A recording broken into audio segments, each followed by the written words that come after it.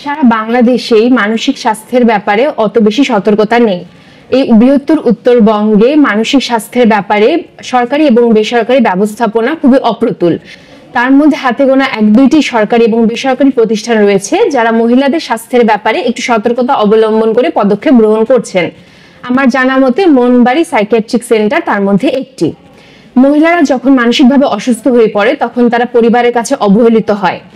যদি মনোবিশেষজ্ঞগণ ডাক্তার এগিয়ে আসেন মহিলাদের এরকম সমস্যা সমাধানের জন্য, তাহলে এটা একটা খুবই আশার ব্যাপার। তাহলে মহিলারা সমাজ এবং পরিবারের উন্নয়নে অবদান রাখতে পারবে এবং তারা সুস্থভাবে জীবনযাপন করতে পারবে। মানসিক রোগ সম্পর্কে মানুষ অনেক বেশি অসচেতন।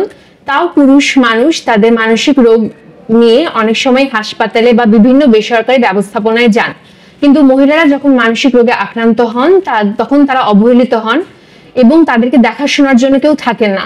এই ব্যাপারটা যদি বাড়তে থাকে তাহলে তারা দেশের জন্য বোঝা হয়ে দাঁড়াবে। এই জন্য আমাদের মহিলাদের মানসিক স্বাস্থ্যের ব্যাপারে আরো বেশি সচেতন হতে হবে। আমি মনোবাড়ি সাইকিয়াট্রিক সেন্টারের কাছে এই জন্য আশা জ্ঞাপন করছি।